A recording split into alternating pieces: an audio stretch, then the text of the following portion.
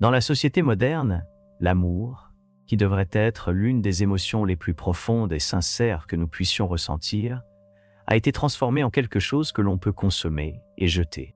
Erich Fromm, dans son œuvre fondamentale, L'art d'aimer, a mis en garde contre la tendance croissante à traiter l'amour comme une marchandise. Il soutenait que lorsque nous commençons à voir l'amour comme quelque chose à acquérir, nous réduisons sa complexité et sa profondeur au niveau d'un produit qui peut être acheté, échangé ou vendu. Cette marchandisation de l'amour n'est plus seulement un problème théorique. C'est quelque chose que nous observons dans notre vie quotidienne, surtout dans notre approche des relations à l'ère numérique. Les applications de rencontres, par exemple, ont introduit un modèle d'amour qui reflète la nature transactionnelle du capitalisme moderne. La simplicité du glissement, à gauche ou à droite, choisir ou écarter des partenaires potentiels d'un simple clic, réduit l'amour à une série de décisions instantanées. La promesse de connexion est éphémère, nous laissant souvent avec un sentiment creux d'avoir participé à une interaction superficielle. L'amour, en ce sens, a été transformé en un objet, quelque chose que nous pouvons ramasser quand nous en avons besoin et mettre de côté tout aussi facilement quand cela ne nous sert plus. L'avertissement de Fromm est que, dans cet environnement, nous perdons la capacité de cultiver des connexions plus profondes et plus significatives nécessaires à l'épanouissement de l'amour. Mais cette approche de l'amour ne concerne pas seulement la gratification immédiate qu'elle offre. La critique de Fromm va beaucoup plus loin, remettant en question la nature même des relations que nous formons lorsque nous abordons l'amour comme une marchandise. Lorsque nous traitons l'amour comme un produit à consommer, nous perdons de vue son véritable essence qui exige du temps, des efforts et de la vulnérabilité. L'obsession moderne pour le bonheur instantané sape la patience et l'engagement que l'amour exige traditionnellement. Dans un monde où tout est conçu pour la commodité et la rapidité, l'amour risque de devenir encore une chose que nous consommons dans un cycle de plaisir fugace et de vide. Cette vision marchandisée de l'amour est également exacerbée par les pressions de la culture consumériste, qui promeut constamment l'idée que nous méritons plus, qu'il y a toujours quelque chose de mieux juste au coin de la rue. On nous enseigne à croire que notre bonheur et notre épanouissement se trouvent dans la prochaine meilleure chose, la prochaine relation, la prochaine expérience. Cette mentalité s'insinue dans nos vies amoureuses, rendant plus difficile la formation de connexions durables. Au lieu de concentrer nos efforts sur le développement d'un lien avec quelqu'un, nous nous retrouvons continuellement à la recherche du partenaire idéal, de l'âme sœur parfaite, comme si l'amour était un produit que nous pouvions simplement échanger lorsque nous nous lassons de celui que nous avons choisi. Que devient notre sens de soi et notre capacité à aimer véritablement quand nous abordons les relations avec cet état d'esprit? L'amour peut-il vraiment s'épanouir dans un monde où nous le traitons comme un article sur une étagère de magasin? L'avertissement de Fromm reste crucial aujourd'hui, tandis que nous continuons à faire face à un monde où l'amour est de plus en plus perçu comme une marchandise à consommer. La question que nous devons nous poser est de savoir si nous sommes prêts à reprendre l'amour au marché, redécouvrir son pouvoir en tant que force qui exige patience, profondeur et engagement. Ce n'est que lorsque nous cesserons de traiter l'amour comme une transaction que nous pourrons commencer à ressentir son véritable pouvoir transformateur. L'amour n'est pas un produit, c'est un voyage qui nécessite vulnérabilité, effort et, surtout, temps. Dans son exploration de la vie moderne, le sociologue Zygmunt Bauman a introduit le concept d'amour liquide pour décrire la nature de plus en plus fragile des relations dans le monde actuel. Contrairement aux liens solides et durables, Bauman a observé que l'amour à l'ère moderne ressemble davantage à un liquide, en constante évolution, instable et facilement dispersé. Cette idée, centrale à son travail sur la modernité liquide, reflète les défis auxquels les gens sont confrontés pour établir des connexions significatives dans une société qui valorise la flexibilité et la liberté, plutôt que l'engagement et la permanence. L'essor des rencontres en ligne et des réseaux sociaux n'a fait qu'intensifier cette fluidité.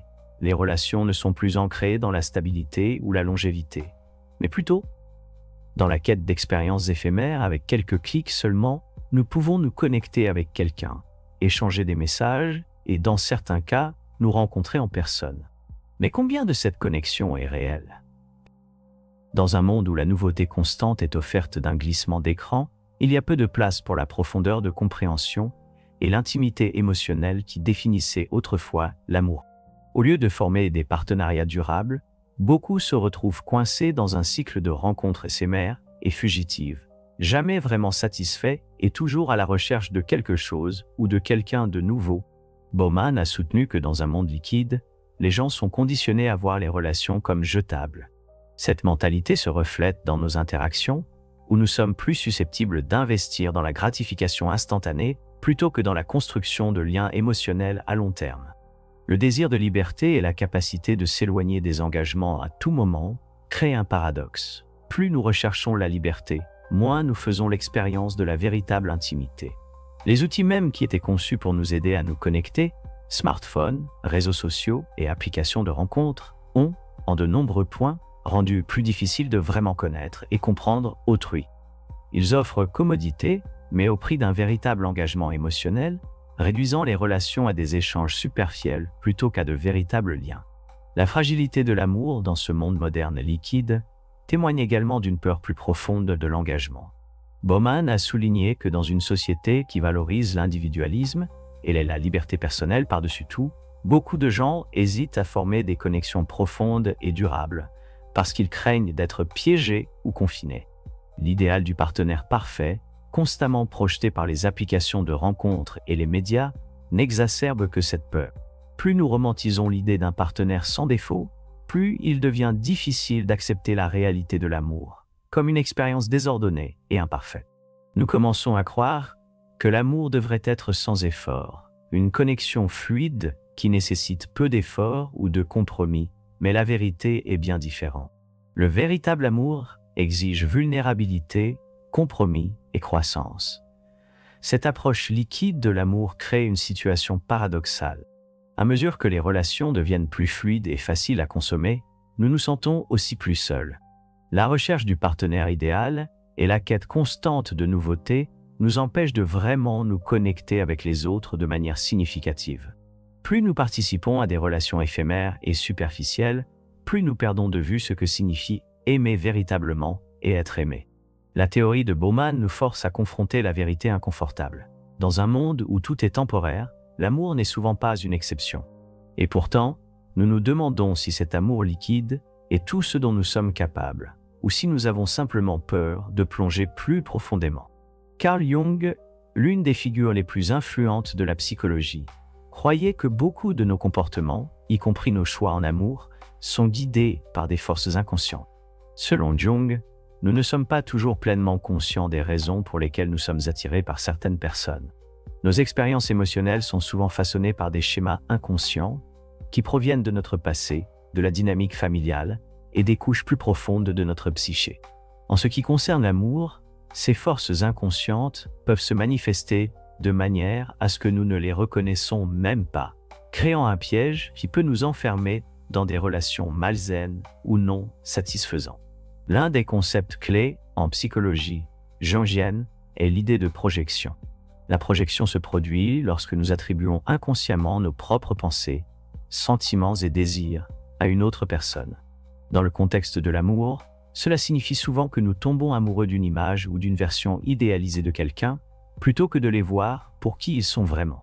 Par exemple, nous pourrions projeter nos propres besoins insatisfaits ou nos fantasmes sur un partenaire, croyant qu'ils peuvent satisfaire ses désirs, alors qu'en réalité, ils ne font que renvoyer nos propres attentes internes. Cela peut créer un sentiment de connexion qui semble puissant et intense, mais qui repose finalement sur une illusion. Le danger de la projection en amour est qu'elle peut nous empêcher de vraiment comprendre nos partenaires et, en retour, mener à la désillusion lorsque la réalité de la relation se heurte inévitablement à notre image idéalisée. Jung a averti que ce type d'attachement inconscient mène souvent à la déception, car la personne dont nous sommes amoureux n'est pas celle que nous imaginons. Plus nous projetons notre propre monde intérieur sur eux, moins nous sommes capables de les voir tels qu'ils sont réellement. Cela crée un décalage entre ce que nous pensons que l'amour est et ce qu'il implique réellement, une compréhension mutuelle profonde des défauts, des vulnérabilités et des forces de chacun.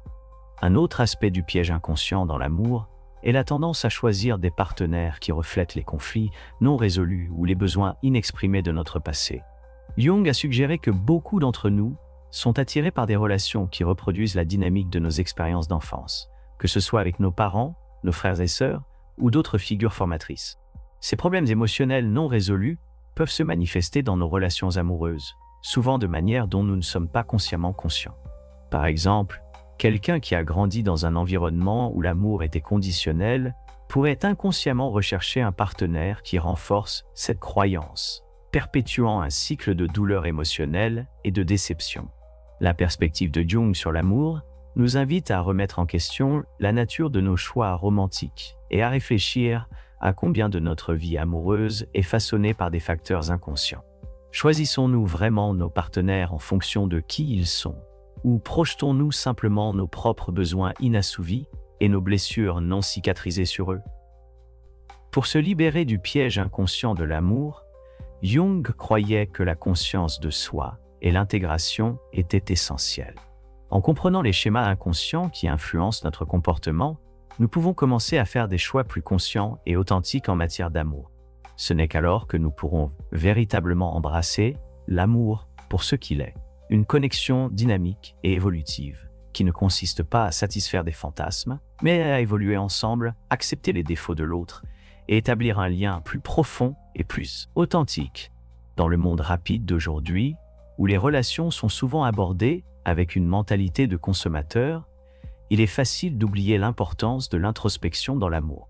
Mais si nous voulons créer des relations véritablement épanouissantes, nous devons d'abord nous tourner vers l'intérieur, en reconnaissant les forces inconscientes en jeu et en nous efforçant d'engager l'amour depuis un lieu d'authenticité et de compréhension. Le travail de Jung nous rappelle que l'amour n'est pas seulement une quête externe, c'est un voyage dans les profondeurs de notre propre psyché, où nous devons affronter nos propres projections, désirs et blessures émotionnelles pour vivre l'amour dans sa forme la plus pure. À l'ère moderne, nous nous retrouvons piégés dans un paradoxe. Plus nous aspirons à un lien véritable, plus nous redoutons la chose même qui rendrait ces connexions possibles, l'engagement.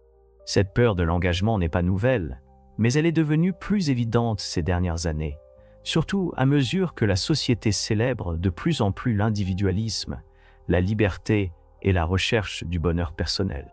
Nous souhaitons être aimés, former des relations profondes, mais nous hésitons souvent à nous investir pleinement, craignant que ce faisant, nous limitons notre autonomie ou que cela nous mène à la déception. La tension entre notre désir de connexion et notre peur de l'engagement est devenue l'un des obstacles les plus significatifs à la pérennité des relations significatives dans le monde d'aujourd'hui. Ce paradoxe est profondément ancré dans notre manière d'aborder l'amour et les relations.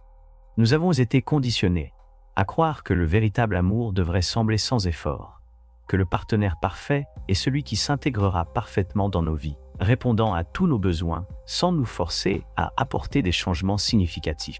Cette attente de connexion sans effort peut être retracée aux représentations idéalisées de l'amour dans les médias, où les relations romantiques sont souvent dépeintes comme fluides, sans effort et exemptes de conflits. On nous fait croire que si une relation est réellement la bonne, elle viendra sans lutte, sans nécessité de travail, de sacrifice ou de croissance. La vérité, cependant, est bien plus complexe. L'amour véritable nécessite des efforts. Il exige vulnérabilité, compromis et une volonté de faire face à l'inconfort pour grandir ensemble. L'engagement en ce sens ne consiste pas à trouver un partenaire qui répond à toutes nos attentes ou qui rendra notre vie plus facile, mais à choisir quelqu'un avec qui construire une vie malgré ses imperfections et les défis inévitables qui surgiront. L'amour consiste à accepter le fait que personne n'est parfait et que les relations ne sont pas un parcours sans accrocs, mais un chemin partagé de croissance et de compréhension mutuelle.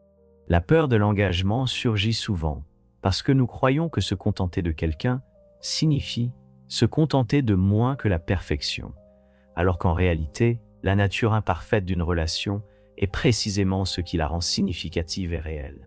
Dans le monde moderne, où la pression de trouver le partenaire idéal est écrasante, beaucoup de gens sont paralysés par leurs propres attentes irréalistes. Les applications de rencontres et les réseaux sociaux n'ont fait qu'amplifier ce sentiment de perfectionnisme, où nous pouvons faire défiler indéfiniment des partenaires potentiels, chacun présentant une version idéalisée de lui-même. Cependant, plus nous cherchons la perfection, plus nous risquons de passer à côté de la beauté des connexions réelles, imparfaites et défectueuses. La peur de l'engagement devient souvent un mécanisme de défense contre la vulnérabilité requise pour aimer véritablement et être aimé. Elle nous protège de la douleur de la déception et de l'inconfort de l'intimité, mais elle nous empêche également de vivre la profondeur et la richesse du véritable amour. En fin de compte, l'échec de nombreuses relations modernes peut être retracé à cette même peur. Tant que nous abordons l'amour avec l'attente qu'il sera exempt de conflits ou d'inconfort, nous nous préparons à l'échec. La réalité de l'amour est qu'il implique à la fois la joie et la douleur, la croissance et les revers, l'intimité et la distance. En évitant l'engagement, nous évitons le processus même qui permet à l'amour de s'approfondir et de perdurer. La question que nous devons nous poser est la suivante. Sommes-nous prêts à affronter nos peurs, à accepter l'imperfection et à choisir l'engagement malgré les incertitudes? Alors, pouvons-nous commencer à bâtir des relations qui sont non seulement épanouissantes, mais aussi durables sur le long terme? En fin de compte, le véritable défi des relations modernes ne consiste pas à trouver le partenaire idéal, mais à être prêt à s'engager, à faire face à nos peurs de la vulnérabilité et à embrasser les imperfections qui rendent l'amour non seulement possible, profond. L'amour, lorsqu'il est abordé avec cet état d'esprit, devient moins une question d'évitement du risque de déception, et plus une question d'embrasser la richesse de la connexion qui vient d'un engagement total, l'un envers l'autre. Dans un monde où l'amour semble souvent être une expérience éphémère et transactionnelle, la question se pose. Comment pouvons-nous naviguer dans les complexités des relations modernes et cultiver des connexions authentiques, significatives et durables? La réponse, bien que pas simple, réside dans la volonté de changer notre perspective sur l'amour et d'adopter des pratiques qui honorent la profondeur, la vulnérabilité et la patience que l'amour véritable exige. Il est facile de se décourager face aux défis que l'amour moderne présente, mais en abordant les relations avec intention et conscience de soi, nous pouvons créer des liens qui transcendent le superficiel et résistant à l'épreuve du temps. L'un des pas les plus importants pour cultiver une forme d'amour plus profonde et authentique est la conscience de soi. Avant de pouvoir vraiment aimer une autre personne, nous devons d'abord nous comprendre nous-mêmes. Carl Jung a souligné l'importance de connaître nos propres schémas inconscients, désirs et blessures émotionnelles, car ceux-ci influenceront inévitablement notre manière de nous relier aux autres dans le contexte de l'amour. La conscience de soi nous permet de nous libérer des projections inconscientes qui souvent déforment nos relations. Lorsque nous nous connaissons nos peurs, nos insécurités et nos besoins, nous pouvons interagir avec les autres de manière ancrée dans la réalité plutôt que dans les illusions que nous créons si souvent. La clé est de bâtir des relations à partir d'un lieu d'authenticité, où nous ne cherchons pas à combler un vide intérieur ou à réparer des blessures passées, mais abordons plutôt l'amour comme un voyage partagé de croissance mutuelle. La patience est une autre qualité essentielle pour naviguer dans l'amour moderne. Dans un monde où la gratification instantanée est la norme, nous sommes souvent conditionnés à attendre des résultats rapides dans tous les aspects de notre vie, y compris dans les relations. Nous voulons ressentir l'étincelle de l'attraction, l'excitation d'un nouvel amour et le frisson de la connexion dès le départ. Cependant, le véritable amour prend du temps à se développer. Il exige la volonté d'investir dans le processus lent et parfois douloureux d'apprendre à connaître une autre personne en profondeur. La véritable intimité ne se construit pas en quelques jours ou semaines, mais sur plusieurs mois et années, alors que nous apprenons à faire confiance, à faire des compromis et à grandir ensemble. En permettant aux relations de se développer à leur propre rythme, nous nous offrons la possibilité de construire quelque chose de durable, plutôt que de nous précipiter à la recherche de satisfaction immédiate. De plus, nous devons apprendre à accepter l'imperfection, tant en nous-mêmes qu'en autrui. À l'ère des réseaux sociaux et des rencontres en ligne, il est facile d'idéaliser le concept d'amour et de chercher un partenaire qui coche toutes les cases sur notre liste d'attente. Cependant, cette quête de perfection conduit souvent à la déception et au désenchantement. Le véritable amour ne nécessite pas la perfection. Il exige la volonté d'accepter les défauts et les vulnérabilités, tant de nous-mêmes que de nos partenaires. Lorsque nous comprenons que l'amour ne consiste pas à trouver quelqu'un qui satisfait tous nos besoins ou attentes, mais à construire une relation où les deux personnes peuvent grandir et évoluer ensemble. Nous créons une fondation beaucoup plus solide et durable.